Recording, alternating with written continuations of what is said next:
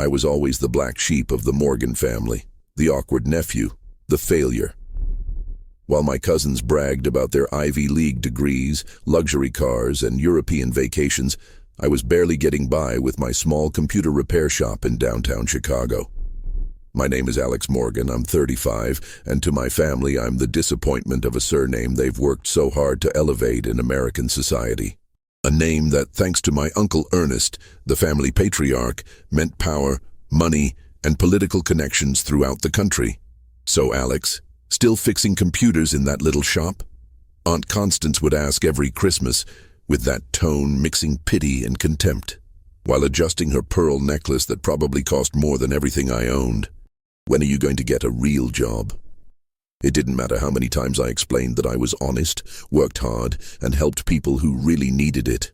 For them, if you didn't have an office in a skyscraper, a framed degree on the wall, and a team of assistants following your orders, you were simply nobody. The day Uncle Ernest died, I felt an enormous void in my chest. Despite everything, he was different. When I was a kid, I used to sit in his study while he reviewed his documents. "Son, not all that glitters is gold," he'd tell me while ruffling my hair.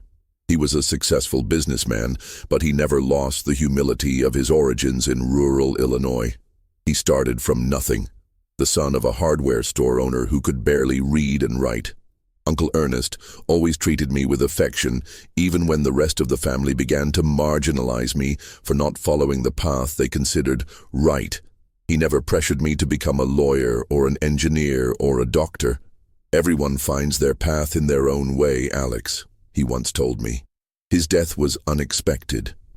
A heart attack in his sleep.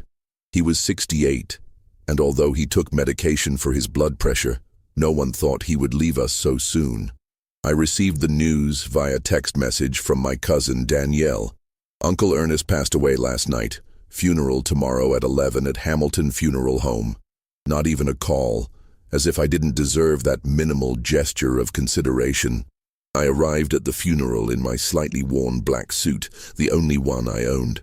At the entrance, I saw my cousins in their tailored suits, my aunts with their gleaming jewelry, my uncle's important partners and friends. No one greeted me. No one came to offer condolences, despite Uncle Ernest and I having a special relationship. I stayed in a corner, like a ghost, watching everyone cry and share anecdotes about him. I had my stories too, but no one was interested in hearing them. After the burial, Mr. Harrison, an older man with a serious, formal appearance, approached me as I was about to leave. He was the family's personal attorney for decades. "Mr. Alex," he said with a formality that surprised me, "I need to inform you that there will be a reading of Mr. Ernest Morgan's will next Friday at 5 p.m. at the main residence. Your presence is required."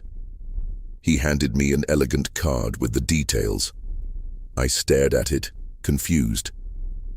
Why would they want me present at the reading of the will? Surely everything would go to my successful cousins, my respectable aunts. I expected nothing, but I would go, out of respect for my uncle's memory, to say goodbye one last time in some way. On the appointed day, I arrived early at my uncle's mansion in Lake Forest, one of the most exclusive areas of Chicago. Mrs. Rose, the housekeeper, greeted me with a genuine smile. She had always treated me well. "Come in, young Alex. Would you like some coffee while you wait?"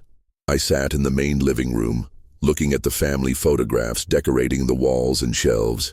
In several of them, I appeared as a child next to my uncle. In one, we were fishing at Lake Michigan. In another, he was teaching me to ride a bike.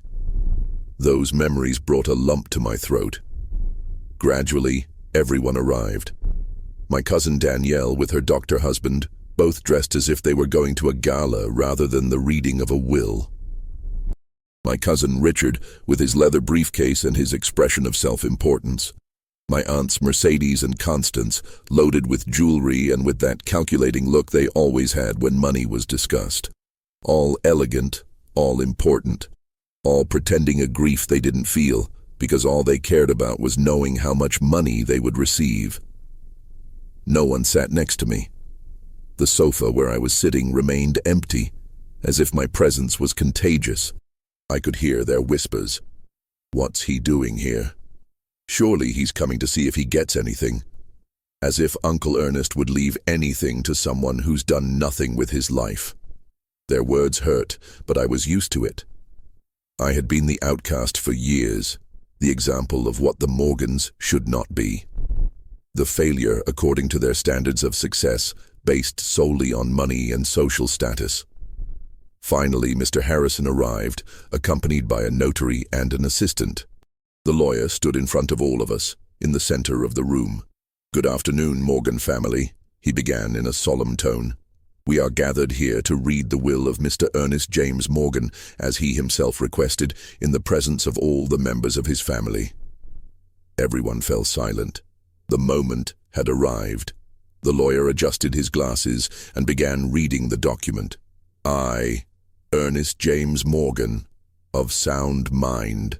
The initial provisions of the will were as expected. The summer house in Cape Cod for Aunt Mercedes, a trust fund for my cousin's children's education, shares of the family business distributed among various members. Everyone nodded, satisfied with what they received. No one looked at me. For them, I was still invisible. "Look how generous Uncle was with the twins," Danielle whispered to her husband. "He left them the Manhattan apartment. It must be worth at least $2 million. Richard smiled with pleasure upon hearing that he would receive the collection of classic cars. He always knew I would appreciate them properly, he commented with false modesty. I remained silent, with no expectations. I hadn't heard my name mentioned in any of the provisions and I wasn't surprised. But then Mr. Harrison paused. He took a sealed envelope and said, "Now, I will proceed to read the final part of the will, which Mr. Morgan specifically asked me to leave for the end." He cleared his throat and continued reading. "And now, we come to the most important provision of my legacy. My main company, Morgan Construction, Inc., valued at $100 million, along with my main residence in Lake Forest and all my personal assets, will be inherited in their entirety by my nephew." The silence was absolute. Everyone held their breath. Alexander Morgan. A sepulchral silence invaded the room. I felt all eyes staring at me like burning daggers. Aunt Mercedes put a hand to her chest, as if about to have a heart attack. My cousin Richard jumped to his feet, his face red with indignation. "This must be a mistake, a damn mistake," he shouted, hitting the coffee table. "How is someone who doesn't even have a college degree going to inherit the family business? Someone who repairs computers in a dingy little shop." Mr. Harrison, imperturbable, simply adjusted his glasses and continued reading. "This decision is neither a whim nor a mistake. For years I have observed all the members of my family. I have seen how some have confused success with ostentation, value with price, respect with fear. My nephew Alex possesses something that money cannot buy: integrity, humility, and a genuine heart." My uncle's words, pronounced through the lawyer, pierced my soul. I felt my eyes moistening, but I held back. I didn't want to give them the satisfaction of seeing me vulnerable. "Furthermore," continued the lawyer, "there is a special clause. Alex must occupy the position of CEO of Morgan Construction for at least 5 years. If he decides to sell the company before that period, all assets would go to a foundation for orphaned children, and no other family member could claim anything." Aunt Constance let out an exclamation of surprise. "This is an outrage. Ernest couldn't have been in his right mind when he drafted this will." "We'll contest it," the notary intervened with a dry, professional tone. "I must inform you that Mr. Morgan underwent a complete psychological evaluation the same day he signed this will. The results confirm that he was of sound mind. The document is completely legal and binding." My cousin Danielle let out a nervous laugh. "This is ridiculous. How is someone who knows nothing about the business going to run a construction company? In less than a year, it will be bankrupt." "Mr. Harrison pulled another item from his briefcase. "Mr. Morgan anticipated these reactions. He asked me to deliver this after the reading of the will. It was a USB drive. The lawyer connected it to the laptop he had brought with him and projected the content onto the large screen in the room. My Uncle Ernest appeared, sitting in his study, the same one where I spent hours as a child. "If you are watching this, it's because I'm no longer with you, and Mr. Harrison has read my will. I imagine many of you are surprised, confused, or even angry about my decision to leave Morgan Construction to my nephew Alex." My uncle paused and took a sip of water. His gaze was direct, firm. "I want you to know that this was not a decision taken lightly. Alex has been working for me in secret for the past 7 years. While all of you belittled him for his little shop, he has been responsible for modernizing the entire technological infrastructure of the company. The management systems that have made Morgan Construction 30% more efficient than our competition were designed by him." I felt a lump in my throat. It was true. My uncle had hired me as an external consultant years ago. He asked for absolute discretion. No one in the family should know. I thought it was to avoid the shame of having the failure associated with the family business. Now I understood his true intentions. Alex not only has a degree in computer engineering from MIT, which he paid for by working nights, but he has also completed an online MBA from Stanford. All this while maintaining his computer repair business, not because he needed it economically. I paid him very well for his services, but because he enjoys helping ordinary people who can't afford expensive technical services at official stores. Aunt Mercedes collapsed onto the sofa, pale as a ghost. My cousins exchanged looks of disbelief. I myself was stunned. I never imagined that my uncle would reveal all this. My company needs more than just ambition and framed degrees. It needs vision, empathy, and the ability to understand that true success is measured by the positive impact we generate, not by the size of our bank accounts. Alex embodies these values. My uncle smiled directly at the camera, as if he could see me through time. "Son, I know this will take you by surprise. I also know you'll face resistance. But I trust you. I always have. The people in this room will now have to decide. They can work with you, learn from you, and build something better together. Or they can turn away and go their own way." The months that followed were a whirlwind of emotions and challenges. Each day brought a new test. Suppliers who doubted my ability, bankers who questioned my experience, important clients who threatened to withdraw due to my lack of track record. But there were also victories. We implemented a modular construction system that reduced delivery times by 30%. We opened a sustainable building division that quickly caught the attention of international clients. And, perhaps most satisfying, we eliminated corrupt practices that had been considered normal in the industry for decades. Richard, surprisingly, turned out to be a valuable ally once he understood that his legal knowledge could be used for good. With his help, we reviewed all the old contracts, regularized questionable situations, and established strict transparency protocols. "I never thought working clean could be so liberating," he confessed to me one day, as we reviewed a public tender. "I always believed shortcuts were necessary to compete in this business." "Shortcuts only lead to short paths, cousin," I replied. "We're taking the long road, but it's solid." Danielle found her place in the architectural design department. Free from the pressure of pretending, her creativity flourished. Her sustainable designs began to gain international recognition, something that not even she herself would have imagined possible. Not everything was easy with the family, of course. The twins, Aunt Mercedes's sons, decided to sell their shares and distance themselves from the family business. "Too much honest work for our taste," they said sarcastically. I didn't try to stop them. Some people aren't willing to change, and I couldn't force them. 6 months after taking control of the company, I received an unexpected call from Mrs. Rose, the housekeeper of the mansion. "Young Alex, excuse me for bothering you at work, but I found something in Mr. Ernest's study that I think you should see." That same night, after leaving the office, I went to the mansion. I still wasn't living there. I felt more comfortable in my simple apartment, but I went regularly to check that everything was in order. Mrs. Rose led me to the study and showed me what she had found while cleaning. A small wooden box hidden behind a loose panel in the library. Inside were my uncle's personal diary and several old photographs. I had never seen this box, she told me. And mind you, I've been working in this house for 25 years. He must have hidden it very well. The diary contained my uncle's personal reflections, dating back more than 30 years. What impacted me most was discovering that he, too, had been considered the black sheep of the family in his youth.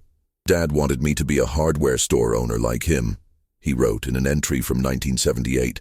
When I told him I wanted to study civil engineering and expand the business, he called me pretentious and arrogant.